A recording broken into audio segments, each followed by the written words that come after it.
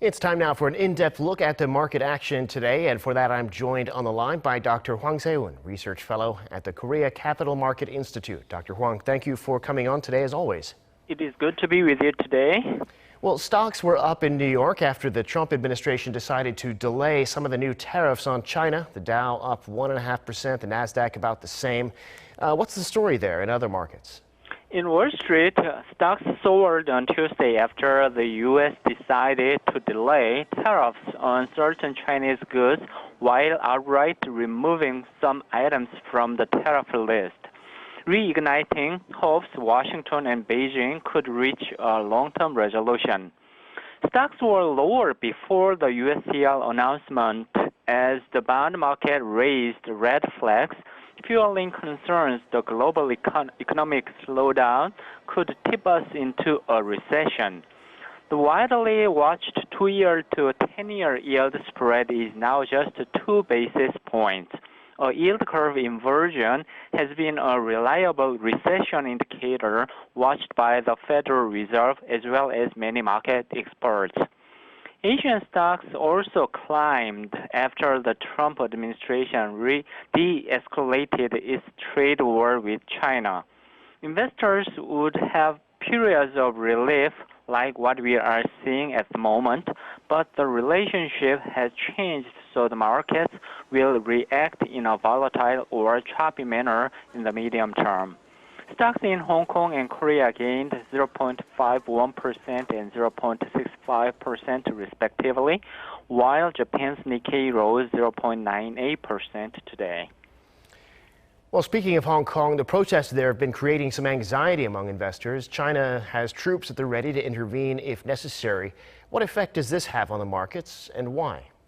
Protests in Hong Kong that have persisted for the past 2 months could eventually deliver a more lasting blow to U.S. and global financial markets.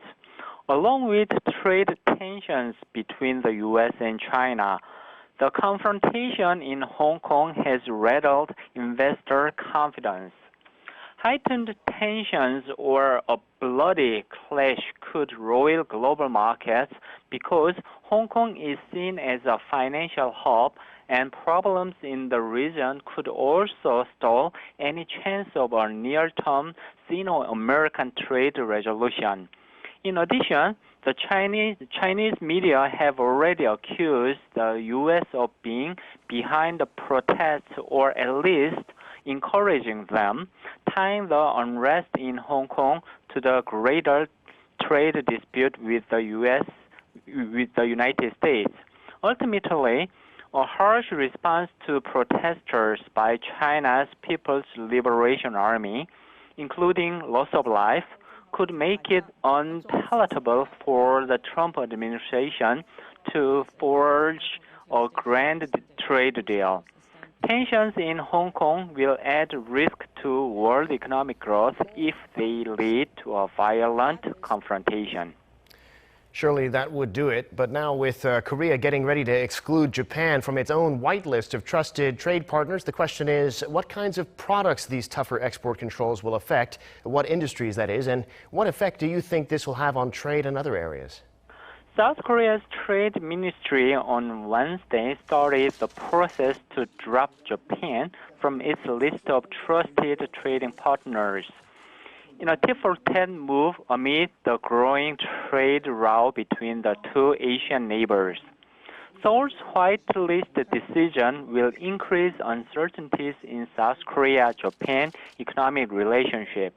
However, the impact from the decision is not likely to be sizable. South Korea will need to have symbolic tit-for-tat response measures. However, one of the best responses against Abe administration could be to export more to Japan, even with the Japanese export restriction. Therefore, Seoul is likely to announce the policies aggressively, but implement the policies flexibly at the same time. When we consider the fact that exports account for 35% of Korea's GDP and 14 to 15% in the case of Japan, it would be better for Seoul to avoid putting too much pressure on export industries by maintaining flexibility in implementation.